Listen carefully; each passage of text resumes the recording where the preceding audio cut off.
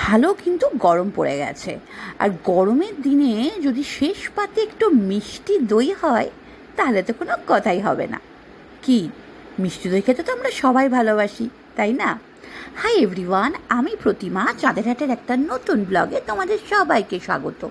তো আজকে আমার খুব দই খেতে ইচ্ছা করছে, কিন্তু ফ্রিজে টক দই আছে, কিন্তু খেতে ইচ্ছা করছে মিষ্টি দই। এখন না চট জলদি দই বানানো যায়।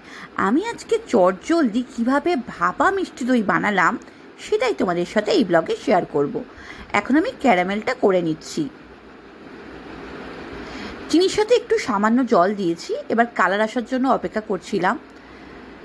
যখনই একটা সুন্দর কালার চলে এসেছে আমি দুধ দিয়ে দিলাম। আমি ফুল ক্রিম মিল্কটা ইউজ করেছি, সেটা দিলে কিন্তু বেশ দইয়ের স্বাদটা কিন্তু বেশ ভালো হবে।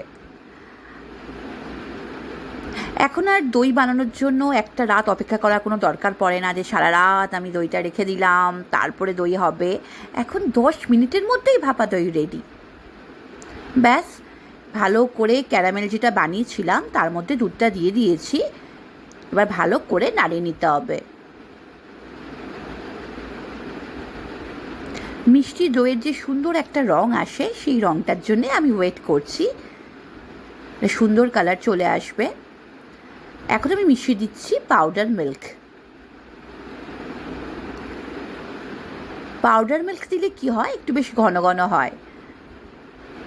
ফুল ক্রিম মিল্কের সাথে আমি একটু পাউডার মিল্কও মিলিয়ে দিলাম। এবার দুধটা ভালো করে ফোটাতে হবে। আমার একটু মিষ্টিটা কম লাগছিল, সেজন্য আমি একটু চিনি মিশিয়ে দিয়েছি। দুধটা যখন মোটামুটি একটু ভালো করে ফুটে গেছে, অনেকটাই কমে গেছে, একটু হালকা খিরখির মতো হয়ে গেছে, খুব বেশি নয়, মানে খুব বেশি ঘন হয়নি, ভালোই ঘন হয়েছে। এবার আমি গ্যাস অফ করে দিলাম।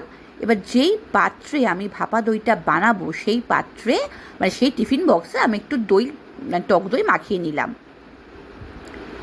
তারপর আমি মোটামুটি ধরো ওই 100 গ্রাম মতো টক দই দিয়ে ভালো করে ফেটিয়ে আমি দইটাকে এখন ভাপে বসাবো, মানে স্টিম করব। মানে আমি মোটামুটি 15 মিনিট মতো, 15 মিনিট না, মানে 10 মিনিটের একটু বেশি আমি স্টিম করেছি।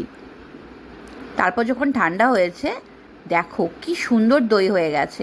একটা রাত তো আমাকে অপেক্ষা করতে হয়নি। আমি কিছুক্ষণ আগে ঠিক করেছি মিষ্টি দই খাবো লাঞ্চে, আর ব্যাস, ভাপা মিষ্টি দই রেডি। আমি ফ্রিজে রেখে দিয়েছি। এবার আমি চটপট রান্নাটাও বসিয়ে দিলাম। আরে শেষ পাতে দইটা খেতে হবে, তো রান্না তো করতে হবে, তাই না?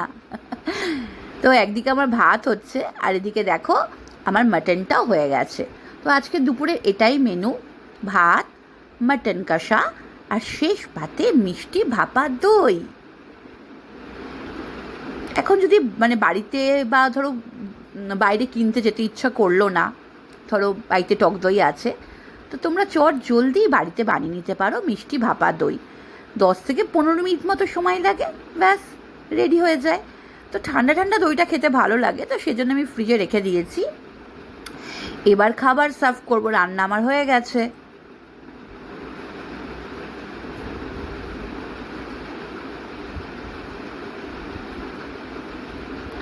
এবার ফ্রিজ থেকে আমি দইটা বার করে নিলাম।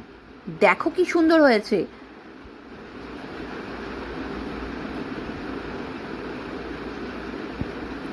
আমি তো ভাত খাওয়ার আগেই 1 চামচ খেয়ে নিয়েছি।